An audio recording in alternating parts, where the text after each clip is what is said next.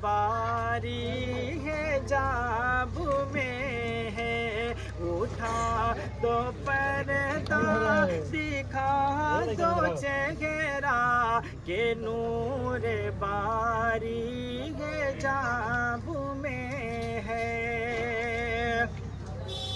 के उठा दो पर्दा दिखा दो चेहरा के नूर बारी है जाब में है, के उठा दो पर्दा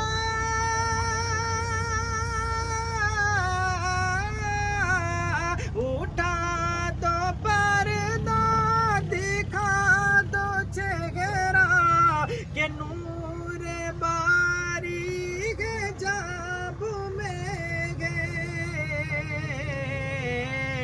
ज़माना तारीख हो रहा है, ज़माना तारीख हो रहा है कि मेहर कब से सुभान अल्लाह सुभान अल्लाह। ज़माना तारीख हो रहा है कि मेरे कब से काबू में है। और एक शेर, जब इंसान की मौत होती है तो मैं एक फतेह की बात बता दूं जो हदीस मुबारका से साबित है। हम लोग क्या समझते हैं कि बस कफन वगैरह जल्दी पहनाएं, हालांकि ये भी हदीस है कि ज़्यादा से ज़्यादा जब किसी की मौत हो जाए तो ज़्यादा से ज़्यादा आप रोकने की कोशिश न करें, जितना जल्द हो सके आप जो है कफन वगैरह पहना करके दफन कर दें। लेकिन जब बात दफन की आती है तो हम लोग दफन करते हैं और फौरन चल देते हैं। क्या कर देते हैं हम? फौरन चल देते हैं। हदीस मुबारका में है, हुजूर पाक सल्लल्लाहु अलैहि वसल्लम इरशाद फरमाते हैं कि जब तुम अपने मुर्दों को कब्र में दफन करो, जब अपने मुर्दों को कब्र में क्या करो? दफन करो, तो दफन करने के फौरन बाद तुम न आओ, इतनी देर वहां ठहरो जितनी देर में एक ऊंट ज़बह करके और उसका गोश्त तकसीम किया जा सके। इतना देर आपको ठहरना है। ठहरने की हिकमत क्यों बताई गई है? आज हमारे यहाँ शायद यहाँ रिवाज है या नहीं, अजान देते हैं ना, कब्र पे अजान देते हैं ना, अजान देने ये भी जो है हदीस से साबित है।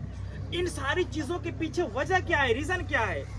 आज हम ये समझते हैं कि इंसान मर गया बिल्कुल ख़त्म, लेकिन याद रखिएगा कि दुनिया में अगरचे हम मर जाते हैं, लेकिन जैसी हमें कब्र में दफनाया जाता है ना, मुनकर नकीर जब कब्र में आते हैं तो उस वक्त जो है हमारी रूह को जिस्म में फिर दोबारा मुंतकिल कर दिया जाता है, दोबारा फिर जिस्म में जो है रूह को डाल दिया जाता है। डालने के बाद जो आपको खड़ा भी होना है वहां पे, सारी चीजें। अब बताएं, थोड़ी देर के लिए अगर हम सो जाते हैं, सो गए, कुछ चीज मुझे पता नहीं है, लेकिन जब मुझे नींद खुलती है तो सारी चीजों को हम मुशाहिदा करते हैं ना। इसी तरह से याद रखें कि कब्र में यही होने वाला है। अगर आप समझते हैं कि अरे जो मस्ती करना है कर लो, कब्र में कब्र के हालात से कौन वाकिफ है, हालांकि इस पर भी ईमान लाना जरूरी है, लेकिन याद रखें कि जब भी अपने मरहुमीन और ख़ास तौर से अगर आपके वालिदैन की वसाल हो जाए, मौत हो जाए, तो बच्चों को चाहिए कि कम अज़ कम उतनी देर। अब समय क्यों? तो अजान इसलिए देते हैं कि जब मुनकर नकीर सवाल करते हैं, पूछते हैं ना, मन रब्बो का, तेरा रब कौन है, तेरा रब कौन है। अब दुनियावी मामला ये होता है कि हम जो है उर्दू में बात कर रहे हैं, लेकिन मरने के बाद ये ऑटोमेटिक मामला है कि मरने के बाद सारे लोग अरबी में बात करेंगे। क्या करेंगे? अरबी में बात करेंगे। अल्लाह तबारक व तआला के जो फरिश्ते मुनकर नकीर, और मैं बता दूं कैसे, नीली नीली आँख, बाल इतने बड़े कि जमीन से घिसटते होंगे, और दांतों के जरिए वो कब्र को चीरते हुए आएंगे। अल्लाह अकबर। दांत इतना बड़ा बड़ा होगा कि दांतों के जरिए वो कब्र को चीरते हुए आएंगे और मुर्दे को झंझोड़ कर उठाएंगे। अल्लाह अकबर। इसी तकलीफ और इसी शिद्दत और डर की वजह से उलमा ने फरमाया कि कब्र पर अजान दी जाए। अजान सुनने की वजह से मुर्दा जो है वो कंफर्टेबल महसूस करता है। इसी तरह से जब उतनी देर आप कब्रिस्तान पर ठहरेंगे ना, जितनी देर में ऊंट ज़बह करके और तकसीम कर लिया जाए, तो ठहरने से मतलब यहाँ पे ये नहीं कि जब आप ठहरे तो ठहर करके आप विर्द करें, कुछ पुरानी आयात पढ़े, सूरह यासीन वगैरह अगर याद है तो इन सारी चीज़ों का जिक्र करें। इन सारी चीज़ों को जिक्र करने की वजह से जो मुर्दा खौफ से थरथराए और आता है ना, وہ مردہ اپنے آپ میں کمفرٹیبل محسوس کرتا ہے اور ڈر میں تخفیف، ڈر میں کمی ہوتی ہے. لیکن آج ہمارا معاملہ یہ نہیں ہے. ہمارا معاملہ یہ نہیں، بس ہم دفناتے ہیں اور وہاں سے چل لیتے. تو پتہ ہے منکر نکیر، ڈراؤنی شکل والے، آنکھ نیلی نیلی، بال اتنے بڑے کہ زمین سے گھسٹتے ہوں گے، اور دانت اتنا بڑا بڑا کہ دانت سے چیرتے ہوئے، یعنی قبر کو وہ چیریں گے دانت سے اور آئیں گے، مردے کو زندوں کا کھڑا کریں گے. اسی وقت جو ہے ہمارے جسم میں روح دوبارہ منتقل کر دی جاتی ہے. اب پوچھیں گے کہ من رب کا، تیرا رب کون ہے؟ تو اب وہاں نہیں کہا کہ میرا رب اللہ، نہیں، آپ عربی میں بات کریں گے، ربی اللہ، میرا رب کون ہے؟ اللہ ہے. دوسرا سوال پوچھیں گے ما دینوں کا، تیرا دین کیا ہے؟ تو آپ یہ نہیں کہیں گے میرا دین اسلام ہے، آپ کہیں گے دین الاسلام، میرا دین اسلام ہے. اب جو تیسرا سوال دیکھیے گا، سوال پہ غور و فکر کیجیے گا. پہلے پوچھا گیا کیا کہ تیرا رب کون ہے، دوسرا تیرا دین کیا ہے. اب تیسرا جو سوال ہے ما کنت تقول فی حق ھذا الرجل، کیا ہے؟ ما کنت تقول فی حق ھذا الرجل. جو تیسرا سوال ہوگا وہ حضور سے متعلق ہوگا. کیا ہوگا؟ حضور سے متعلق ہوگا. اب وہاں پہ یہ نہیں پوچھا جائے گا، اللہ کی سوال تو پوچھا یہ گیا، دوسرا معنی پہ غور کیجیے گا کہ تیرا رب کون ہے، تو سب جانتا ہے کہ میرا رب اللہ ہے.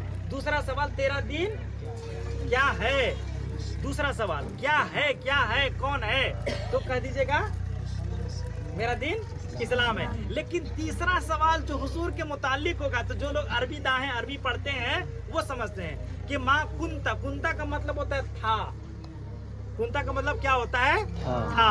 کانا یکونو، کانا کا مطلب ہی ہوتا ہے تھا، ہے نا. تو ہے ما کنتا تقول فی حق ھذا الرجل، حضور کے بارے میں کہ تو، اب اس میں بھی اختلاف ہے. بعض لوگ کہتے ہیں کہ حضور کا جلوہ، بعض لوگ کہتے ہیں کہ حضور ہی حاضر ہوں گے، ہے نا. تو تیسرا جو سوال ہوگا تو ہوگا کہ ما کنت تقول فی حق ھذا الرجل، کہ تو اس شخص کے بارے میں دنیا میں کیا کہتا تھا. یہ نہیں پوچھے گا کہ کیا کہتا ہے. اب کیا کہتا ہے تو سب لوگ حضور کا جلوہ دیکھیں گے. اب اس سے یہ پتا چلا گا، اس سے یہ پتا چلا، اور اس لیے امتیاز اور الگ کیا گیا کہ جو لوگ حضور کی نام پر، حضور کی محبت میں اپنی جان کو نچھاور کرتے تھے دنیا میں، حضور کی شان میں گستاخی نہیں کرتے تھے، حضور کی محبت میں ان کی موت ہو گئی، یاد رکھیں قبر میں انہی کے حوالے سے یہ سوال ریلیٹیو ہے نا. اور اسی کی محبت، اور اسی کی محبت میں حضور قبر میں جلوہ افروز ہوں گے. تو یاد رکھیں حضور کی محبت اسی وقت کام آئے گی جب آپ کی موت ایمان کی حالت میں ہوئی ہو. اسی وجہ سے فرشتے یہ نہیں پوچھتے ہیں کہ تو انہیں کیا